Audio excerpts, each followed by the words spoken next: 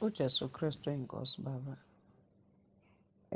Ngifisa ukudlulisa ubufakazi ukuthi 2 weeks back kwenzeke isimanga. Kunonodakazi la engangihlala naye owasemaplazini moya ngako-Vryheid. Ngike ngafundisa ngakhona ngabo-2005. Kwasho ukuthi ufunda ugrade 9. Manje isikole sakhona sigcina kwa-grade 9 vele. Akasakwazi ukuqhubeka nokufunda ngoba umama wakhe wayengezokwazi ukumkhokhela iy'mali zokuqasha emizini yabantu. Ngase ngicela-ke kubaba ukuthi ngicela ukuthi simthathe ukuze aqhubeke nokufunda. Wavuma kubaba, wamthatha umntwana, wahlala la ekhaya kwaze kwaba uyakhompletha ugrade 12. Ufike-ke la ekhaya umsontwana ababili adlule ekhala ethi mama ngithola ucingo oluphuma esibhedlela. Udadewethu usesibhedlela manje sifonele odokotela bathi asizovalelisa ngoba nje ayikho into nabo abasangayenza, sizovalelisa, isimo sakhe simbi kakhulu. Ngase-ke ngithi asikhuleke abaseRoma 10 verse 9. Sakhuleka abaseRoma 10 verse 9 nondodakazi lo ohlala la ekhaya wakambatha. Sase siyaqeda lapho ngase ngicela ukuthi undodakazi ahambe nabo ngoba sebehamba nje bephuthuma bephekelela esibhedlela kuleso simo leso. Ngase ngithi akahambe nabo afike bakhuleke abaseRoma 10 verse 9 bamkhulekise bese mvumisa uJesu. Nangampela-ke bathe bebefika nje bamfica ekhuluma ebheka ebabona nje bonke.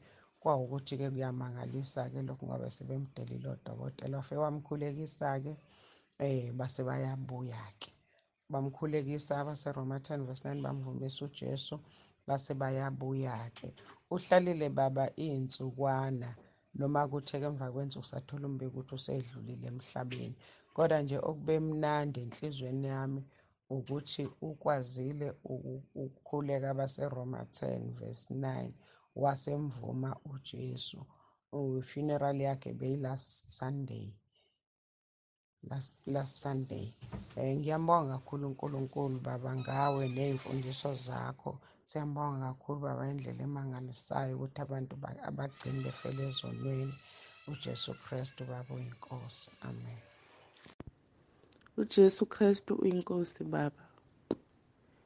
Ngiyathanda baba ukuphakamisa amandla kababa uNkulunkulu. Bengigulelwa umntwana ekhwehlela ngendlela yesimanga. Ngacela umkhuleko kubaba wangithumelela. Kwathi ekuseni ngizovuka nomntwana ngimhambise esibhedlela ngoba ebusuku bexineke ngendlela yesimanga. Ngabona ubaba sesithumelela umkhuleko ngathi kumntwana siguqe sikhuleke. Saguqa sathandaza. Ngase-ke siyahamba saya esibhedlela. Kuthe endleleni wathi mangilambile into bengakaze yenze beyiqala ngqa. Ngathi umfana kapaka eceleni samthengela igwinya.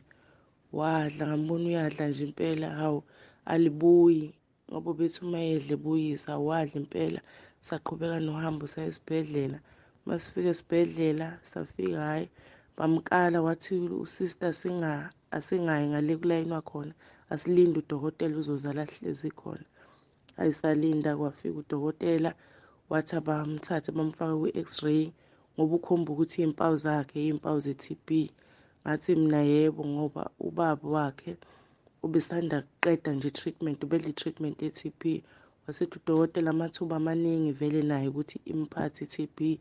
Hayi bamfake kwi-X-ray mabemfaka kwi-X-ray iphume isithombe sithi i-TB akanayo. Mangala udokotela athi kodwa iy'mpawu yizo nje kodwa yindaba i-TB yakhe engatholakali. Bese mina enhlizweni yami kuyavuka ukuthi hawu kufanele phela lo muntu i-TB manje engasatholakali. Angani lo muntu sekhulekeliwe nje. Kufike lokho nje enhlizweni yami ngithi ngisadidekile inhliziyo yami kuvuka ukuthi hhayi ukhulekeliwe lo muntu kufanele i-TB atholakali. Bamdlulise bathi bazomkhwehlelisa bathathe namagazi ngoba kuyabonakala indlela asayiphele ngayo ngisho emzimbeni ngisho ephefumula. Kuyakhomba ukuthi i-TB le, kodwa manje ayitholakali. Inhliziyo yami nje ivele ibe nokumbonga uNkulunkulu. Kuvuka incwadi yamaHobo ithi mbonga uJehova mphefumulo wami. Ngizwe inhliziyo yami nokuthokoza ithi yebo bekuyiyona i-TB, kodwa manje usekhulekeliwe, umntwana wami uyaphila. Ngiyambonga kakhulu Baba uNkulunkulu. Noma ngisayilindile le mphumela yegazi okuthiwa ngihambe ngiyilande, kodwa ngiyambona nawe, ngiyatabuzela egcekeni, uyahamba uyadla manje, noma engakadli ngendlela kodwa kuyangena akuphumi. Inhliziyo yami iyayitusa inkosi. Siyambonga Baba uNkulunkulu ngawe ney'mfundiso zakho evela kuBaba uNkulunkulu ziyasondeza njalo kuye. Ngithi nje udumo malube kuNkulunkulu. Jesu Kristu inkosi. Amen. Jesu Kristu uyinkosi. Ngiyabingelela ekhaya leZwi. Ngibingelela abaholi uNkulunkulu ababeke phambi kwethu. Babingelela bonke nje nemindeni yabo. Babonsibande nomndeni. Nginobufakazi engizobusheshisa nje. Angizunkanta, ngumuntu ojwayele ukunkanta. Ubufakazi bami bumayelana nomehluko owenzeke kumina ngemumva kokubani ngivume izono zami. Kube nomehluko ke akwenzekanga ngendlela okwenzeka ngayo kwabaningi. Kimina kudedeleke umkhuhlane, kwadedeleka izinto ezingajwayele ukungenza. Ngase ngithi uma ngembuleleleka nje ngokucabanga ngathi okay xolo engibuhlambulukile, ngihlambuluke ngisho ukuthi ngangilahliwe, ngizilahla ngithi ngiyazivikela, ngicatshiwe, ngenza lokhu nalokhu. Ngesikhathi ngikuhlambuluka lokhu kuphuma kuphela, kusho ukuthi ngimbiwe ngisho kuleya mgodi ebengicashiswa amandla obumnyama kuwona. Qede ngabuyela ebuntwini, ngaqala imikhuhlane nami okufanele ingiphathe njengomuntu bese ngibuka amandla kaNkulunkulu.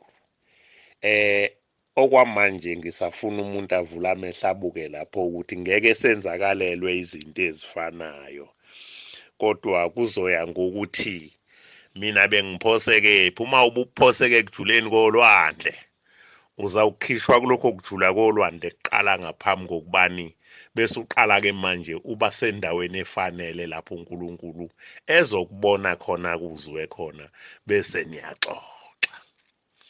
Ngithi ke bazalwane, emveni kwalokho umkhuhlane ungibambe ngakhuleka, wathamba wangaphela. Ngase ngixoxela umpostoli ukuthi hayibo, uyazi ngilele phansi, umkhuhlane ungibambile. Wayesekhuleka wasushabalala umkhuhlane. Ngahamba ngaya emcimbini wokuvulwa kwendlu. Ubufishane nje ngizowubeka ube mfishane kanjalo, kodwa nje okukhulu engifuna ukusho ukuthi uNkulunkulu uyasilalela kakhulu kuphela. Yasihlambuluke sibhidlize udongo olusehlukanisa noThixo. Ilapha indaba yami. Ziningi indlela zethu, kuningi ukona kwethu, kuningi nokuyihlukanisa kwethu noThixo. Indlela azosebenza ngayo ngeke ifane. uJesu Kristu inkosi. uJesu Kristu inkosi kogcotshiwe untambama. Baba, ngike ngafelwa yifoni, bekuyimanga ngiyithenga ngoLwesihlanu, WhatsApp ngolungisa izolo. Omunye umzalwane ngithumelele izinkonzo baba. Uthe ifoni mayifa bese sengiyilalele, kukhona lenkonzo leya ngomgcibelo baba yokuvulwa kwendlu. Ngangisalalele nje ubaba lesikhathi akhuluma achaza ngokwakhiwa kwendlu. Ungisendeleke kumzalwane ke lezi ezinye zonke kusukela lapho lesi sikhathi engilahlekele, ingifela ifoni.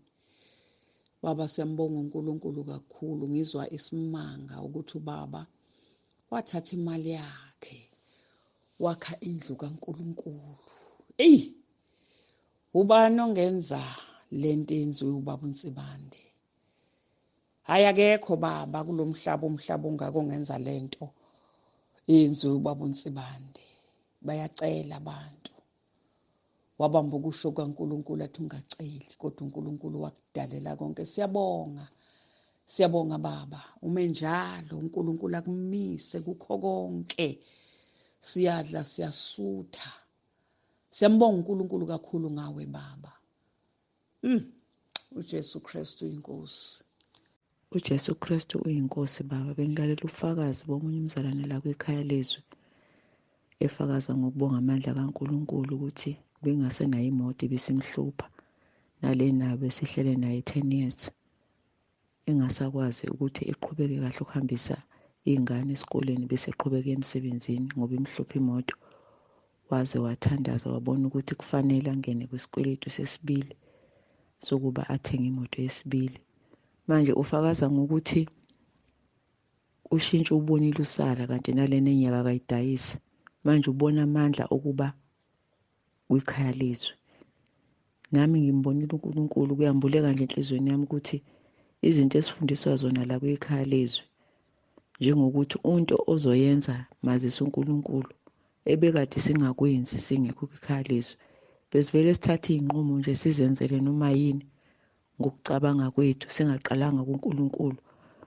Manje ngibuka lokhu ukuthi njengoba esho nje lo mzalwane ukuthi ubona kwenzeka okuhlukile, akade ephila enengcindezi, ecindezelwa isimo sezinto angena kuzona ngenxa yokungafundiseki, ngenxa yokungazi ukuthi izinto siqalisa kuNkulunkulu. Ngempela nami ngufakazi ukuthi into ngempela uqale wayenza nongayikholwa ukuthi izokwenzeka kanjani, kodwa uma uguqile nje wamazisa uNkulunkulu, uyambona uNkulunkulu engenelela, ubona isandla sakhe, bese nalokho kukukhulisa ekutheni umguqe masukubona kwenzeka, uphakamise yena. Kanti kulezi zinto ebesizenza nje ngey'ngqondo zethu, mase kwenzekile uyadlula nje unganaki, ungaboni ukuthi ubuyele kuNkulunkulu, ubone sengathi wena uyakwazi ukwenza izinto zenzeke. Kanti the more sifundiswa la kwekhaya leZwi ukuthi yonke into asimazise uNkulunkulu, kuyasifundisa futhi nokuthi siphinde sithobe ukuthi mase sibone le umphumela yalezo zinto, sibuyele kuyena uNkulunkulu, simnikeze udumo. uNkulunkulu-ke abesesikhulisa njalo usuku nosuku. uJesu Kristu inkosi. uJesu Kristu inkosi. Baba umpostoli nabazalwane bonke, ngicela ukudlulisa lo mbiko.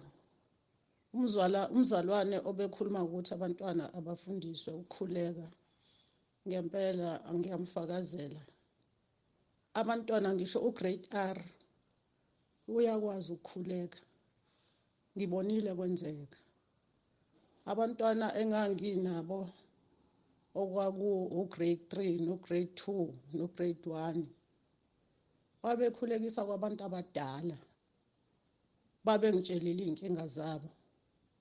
Ngase ngithi noma yiphi inkinga ubongena ekamereni ukhuleke. Ngabafundisa ukuvuma izono, lezi zabo ezincane zokuthuka nokweba nokuqamba amanga nokungafuni ukugeza izitsha. Babekwazi konke lokho. Ngabafundisa ukuthi uNkulunkulu uma ukhuleka uqale uvuma izono, ngoba uma untshontshile ngeke akuzwe, uma wonile ngeke akuzwe. Mose usukhuleka, ngabafundisa ukukhulekwa kanjani. Mose usukhuleka usuvumile izono, uNkulunkulu uyabonga futhi ucela lokho okucelayo bese uyabonga. Babekhuleka, omunye wabuya wathi uma ubephuza imali yeqolo lami ngikhulekile akasaliphuzi. Omunye athi ugogo ubegula esesibhedlela ngakhuleka usephilile.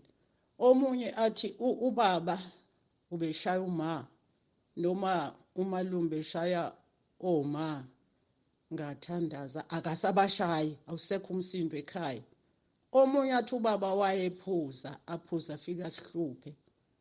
Abuye athi ngathandaza ubaba akasahluphi, akasaphuzi. Omunye athi ngakhuleka ubaba wami wehlala ekhaya engasebenzi, usiyasebenza. Kuningi nje okwakwenzeka, kuningi. Ngiyacela ukuthi laba abahlezi ney'ngane abenza umsebenzi obabeka phambi kwengane, ngisho ugrade R uyathandaza, ngake ngithandaza, bake bathandaze ngithule ngibabuke, ngilalela ukuthi bathini. Bathandaza into eyomile, bathandaza uzukhali. Ngiyacela abazalwane bangaziyeki ingane ziyakwazi ukuthandaza. uJesu Kristu uyinkosi.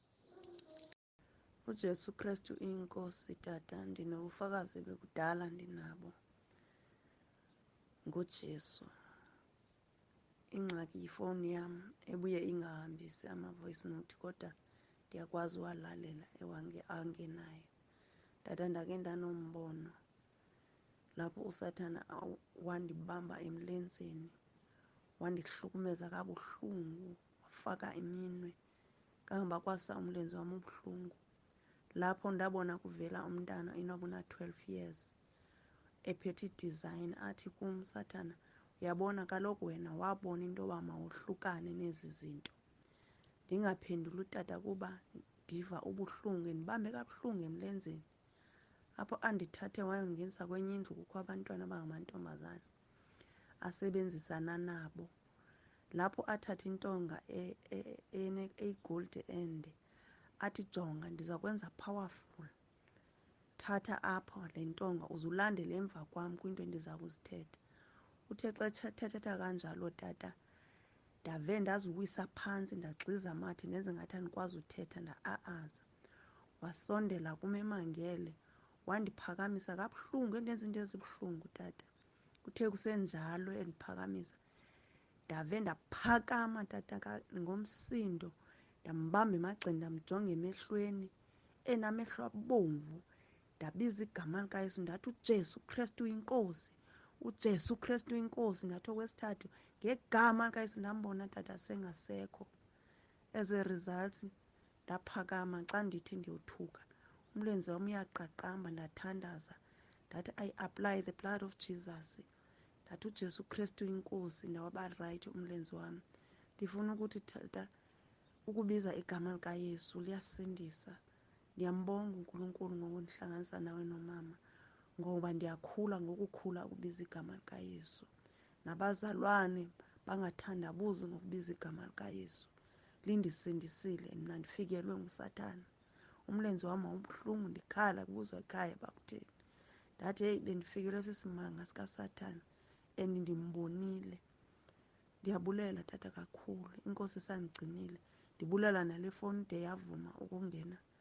Ngamanye amaxesha iyastaka ingafuni uthumela i-voice note. uJesu Kristu uyinkosi.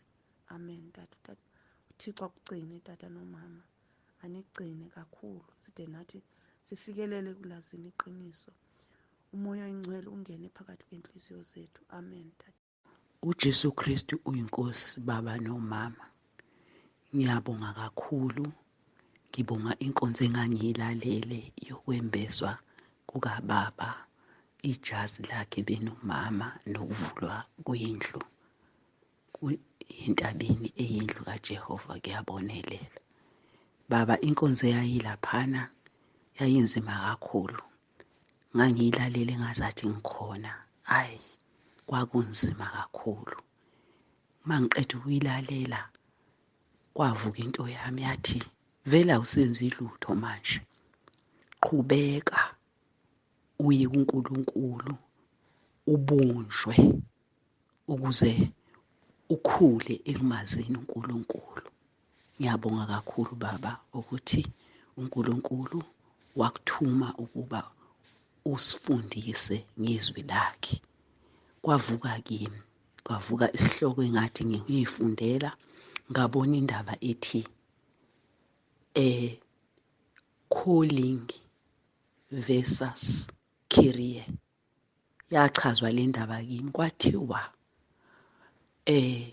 i-calling yinto uNkulunkulu akubizele yona. I-calling awuholi mali, kodwa usuke usulalela indaba zikaNkulunkulu, usebenza noNkulunkulu.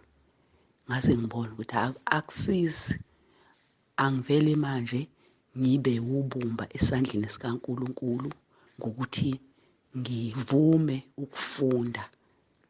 Ngiyathanda manje ukungena e-Bible school ukuze ngizofunda.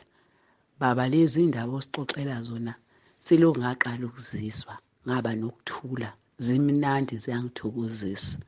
Ngiyafisa ngokuvuma kwenkosi ukuthi ngingangena eBible School. Indaba yami esenhlizweni ithi uma kube kuhle kuNkulunkulu ngingagijima ema-high school. Uma uNkulunkulu ekuhlelile lokho, kuyabhujwa ema-high school. Ngiyabonga Baba, uJesu Kristu inkosi aze asigcinele nina nomama ukuba usifundise. Selokhu ngangena nje la ekhaya leZwi ngaba nokuthula. Ngimbonga uGreat owangifaka. Amen. uJesu Kristu uyinkosi Baba. Ngiyabingelela ubaba nomama, abazalwane bonke entabeni endlu kaJehova. Ngiyabonelela abazalwane bonke ekhaya leZwi. Baba, ngiphakama nje nokumbonga kakhulu uNkulunkulu, nokumdumisa kakhulu uNkulunkulu, imisebenzi yakhe asenzela yona ngani. Baba, ngibonga angiphezi inkonzo umama besipha yona izolo, isimangaliso sezwi elijwayeleke ngendlela yesimanga, kepha lichazeke ngenye indlela, lambuleka ngenye indlela enhliziyweni yami namhlanje. Mekuchaza nangokuthi indlu yenkonzo, kepha isonto. Baba, kumbuleke enye into. Baba, siyabonga ukumlalela wenu uNkulunkulu. Siyabonga Baba, siyabonga ukuthi nivume ukuba nibe yizisebenzi, nibe yiyo imbongolo ezogitshelwa zekusizakale thina. Inkonzo kaBaba yanamhlanje futhi ingithinta kakhulu. Zonke izinkonzo Baba ziyayithinta kakhulu inhliziyo yami. Kuyavuka nje ukuthi ukuvula kwendlu kwakungekona ukuvula kwendlu kuphela, kepha ekhona into futhi eyayizowutshalwa Baba kunina. Ekhona amandla Baba enanizowanikwa. Inkosi ayisize, ngisize nami kakhulu, ingisize kakhulu. Sengihlezi eBethesda, kepha Nkosi ngingabi impumputhe, ngingabi inyonga, ngingashwabani. Oh Nkosi Baba, ngiyabonga, sibonga inkonzo owayenza kuvulwa, inkonzo yokuvula kwendlu. Izinkulumo Baba owayichaza ukuthi ungubani. UNkulunkulu uyasabeka Baba, indlela yokuchaza ngayo isikhathi esincane, kepha konke okukhuluma uhlezi ukukhuluma ekhaya leZwi. Indlela okukhuluma ngayo akwengezeki lutho, akumayinaseki lutho. Kunjengoba kunjalo ukuthi into oyikhulumayo namhlanje nangayo iminyaka ewu-4 ezayo uyosayikhuluma njengoba kade uyikhuluma namhlanje. UNkulunkulu Baba akasize thina kakhulu. Baba, ngithi uJesu Kristu inkosi.